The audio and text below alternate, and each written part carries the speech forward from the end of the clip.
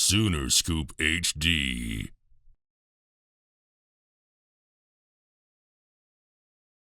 The word that Levy used today was just re-energized. Everybody feels re-energized coming off the bye week. Is that accurate about how everything is right now? Yeah, no doubt. Coach told me to slow down today at practice because, it's a Monday and I got the legs up under me. I feel good. So, yeah, definitely re-energized and definitely ready to get after it. Seems like it was just much needed. Did you get away from football for a little bit? No, I stayed here. Still wanted to stay kind of focused. But, yeah, I stayed here and took care of business and that's all behind us now, so I'm ready to get after it. How do you guys keep the momentum from what you guys did against Kansas going? Yeah, we just got to remember what worked for us, remember what, went bad for us in the previous games. And like I always say, stay together and, stay together as a team and make sure that we're ready, improve every day as a unit, and then we'll be ready on Saturday. What do you remember from the last time y'all went to Ames? High grass, big bugs. But it's a great atmosphere. Their fans do a great job. It gets loud there. It's a hostile environment, But it's fun playing there. I like playing there, and I'm excited to go back up there. I didn't get to go up there, was it in 2020? I was injured, so I'm excited to get back up there and, see what it's about again.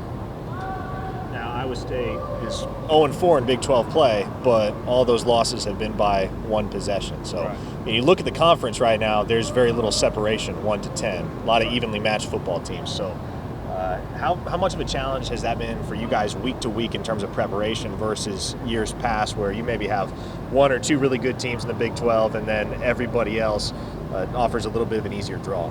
Well, first and foremost on Iowa State, they're always a disciplined, tough football team, and they're always going to be ready to play. You're not going to go up there and just get a gimme at here or at Ames. So that's all. We always got to be ready to play. But like Coach says all the time, we have to always, improve every week, and everybody's going to give us a game 7. So we got to go and attack every game like it's our last one. Like, they're going to give us our best, like it's their Super Bowl. And we just got to be ready to play. For all of you guys up front, what difference does it make, or how much of a game breaker is a guy like Will McDonald, just from an overall blocking perspective? Yeah, he does a lot of good stuff. He's very athletic. He's long.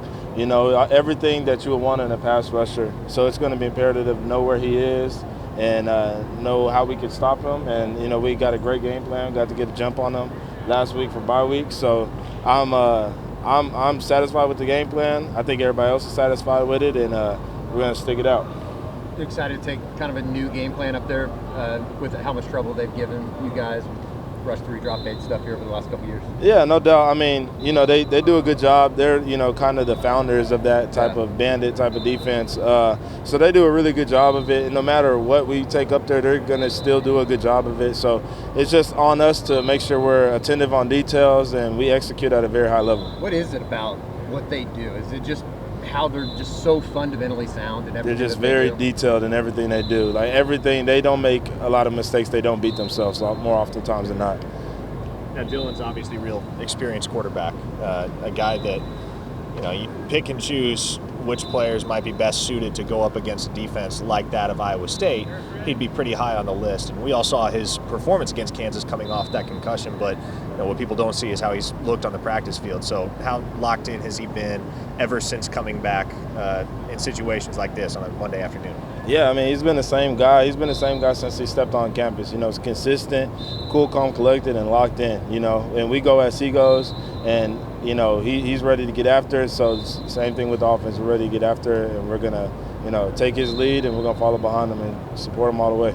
Is it going under the radar just how well you guys are running the ball? I know that's not something that's like sexy to talk about after a loss, but you guys have been running the ball extremely well, it seems like. Maybe to the outside world. We love the way we're running the ball. We want to keep it. That's one of the main things that we want to do is establish the line of scrimmage, establish the run.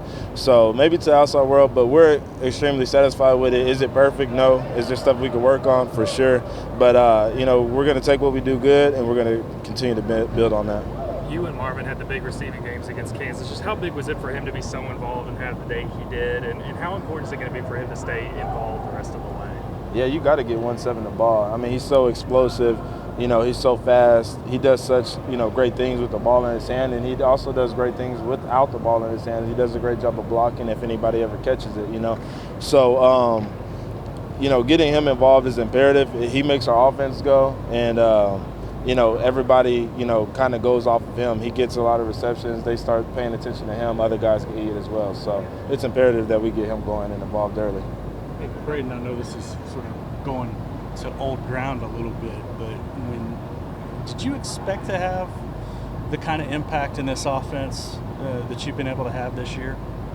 Yeah, coming off of spring, I did. I want to, thank the Lord, my Lord and Savior, first and foremost, because, he provided me with all the tools that allows me to do stuff like this. But also I want to thank my teammates. My teammates do a great job of everything, and I think it allows me to do some of the things that I'm doing. So it's just definitely not an individual thing. It's a team collective thing. What for you individually has allowed you to flourish in this system? I think Coach is letting me, play fast and free, and allowing me to just do some of the things that I've been comfortable with over the years, running free, running routes, and then also being in the box and blocking, So I think Coach does a great job of putting guys, not only me, but other guys in position to win, and I think he's done a great job of that over the year.